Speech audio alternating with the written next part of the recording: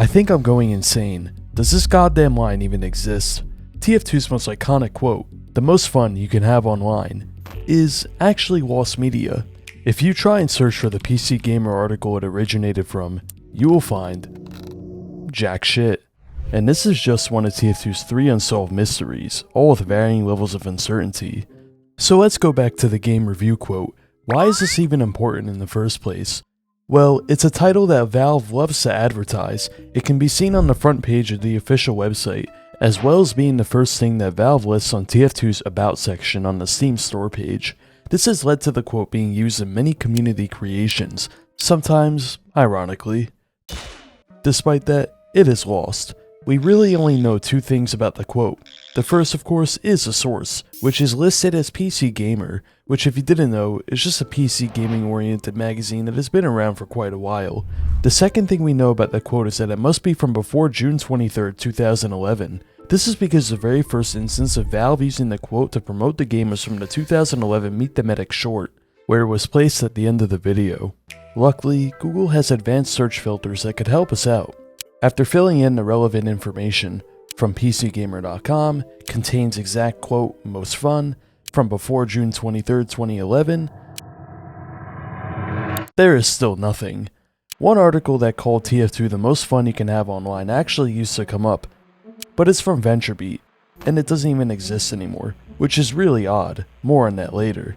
Judging by the language of the quote, it is safe to say that it came from a game review, something that PC Gamer frequently does, and conveniently enough, the main page of the official TF2 wiki actually has a comprehensive list of gaming publication reviews done on TF2.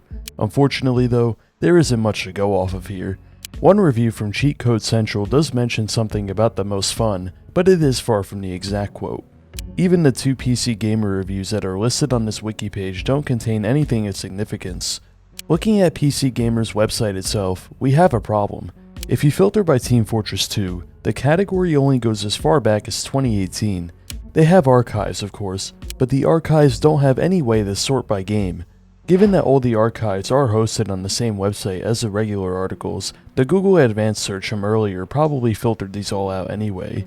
And just to get this out of the way, the PCGamer.com website also hosts the articles written for their UK publication. That doesn't mean other PC Gamer articles don't exist though. Looking at TF2's Wikipedia page, PC Gamer is mentioned quite a few times. If you scroll down to the References tab, there are 2 PC Gamer articles from before 2011 that are linked via Internet Archive pages. Unfortunately, neither of these pages contain anything of significance.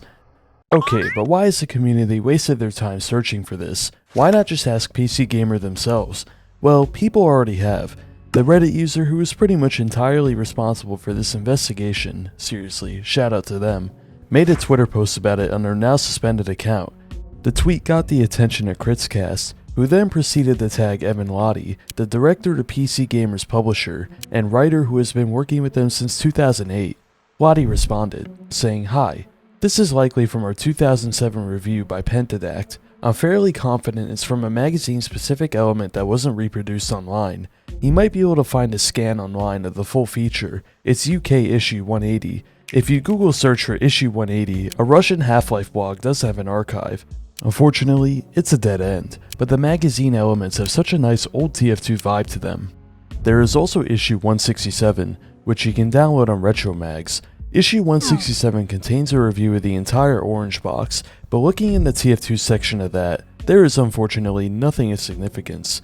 Now, this whole time, I forwent discussing what is the best piece of evidence we have. There's a Game FAQs forum from March of 2010 that is titled, PC Gamer said TF2 is quote, the most fun you can have online. Even more fun than masturbation. Unfortunately, the contents of the original post are deleted and no snapshots exist on the Internet Archive, so whatever critical evidence this person had is lost. I managed to find this Reddit thread from 2016, where someone asked for a source of the PC Gamer quote, and from what the replies say, the information in that Game FAQs thread was deleted even all the way back then. So with all of these dead ends, let's get into the possible theories. The first theory is that the quote is just old and was never archived, with the best evidence being that Game FAQs thread, but that's boring to think about. The second theory pertains to the aforementioned VentureBeat article. Is it possible that Valve somehow misattributed the quote? And why did the article just get deleted sometime during 2025? I guess we will never know. And we will never know why 97% of my viewers aren't subscribed. Or maybe we do and I just suck. But moving on. Pretty much every player knows about the Dota 2 hats, so why discuss them? Well, the hats were designated to be given to the players who participated in the 2011 Dota International. Within the item schema, each cosmetic has some kind of bundle with a different code name. The sniper hat is named the winner's final bundle, the heavy hat is named the loser's final bundle, and the NG hat is a championship bundle. But it doesn't really matter, as none of the hats have ever been picked up by an in-game item tracker, leading to the common consensus that none of the players have bothered opening TF2. But what is weird is that two of the players on the winning Na'Vi roster, Havas and Dendi, have reliable TF2 inventory data, and none of them have the promotional hats. Havas' inventory is public, but he doesn't have a mercenary badge, so it's hard to say when he started playing. So maybe you could argue that he didn't play early enough to get it. That Valve maybe had a system in place to only give the item to those who had playtime on TF2 at the time of the International. But it gets weirder when looking at Dendi's inventory, as he has a bunch of vintages and old Manco crates, meaning it's highly likely he played before 2011, as items acquired before the 2010 Manconomy update were converted to vintage. So the real answer may just be that Valve never distributed them for whatever reason, but we will never know. But possibly the oldest mystery in TF2 history is that of the Mann family photo. The first half of the photo, along with Zephaniah's will, were the first ever pieces of lore given to the community back in October of 2009. The second half of the photo would be revealed 1 year later during Scream Fortress 2010, by clicking on Silas Mann's name on the update page. 15 years later, when the comics finally concluded, the question has yet to be answered, with Valve pretty conspicuously taunting us with this unknown figure. So let's get into the theory. At the time of the picture's release, two pieces of information were redacted. The first, of course, is a man in the middle, covered by gravel.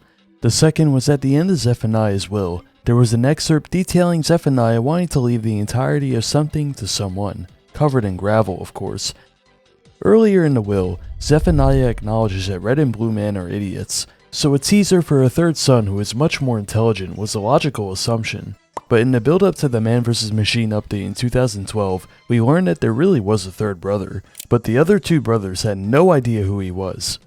The redacted part of the will was also revealed, showing that this third brother wouldn't have had the something, and was looked down on in scorn. If Gray was originally planned to be the recipient of the gravel, then Valve wouldn't really be able to set up the whole plot with Man vs. Machine like they did, leading most people to conclude that sometime between the first lore dump and the rest of the story being written, things simply changed. While it's a likely answer, it is not concrete, meaning that the Mann family photo, along with the other two mysteries, will remain unsolved. And if you want to learn more about TF2 mysteries, check out these videos on your screen.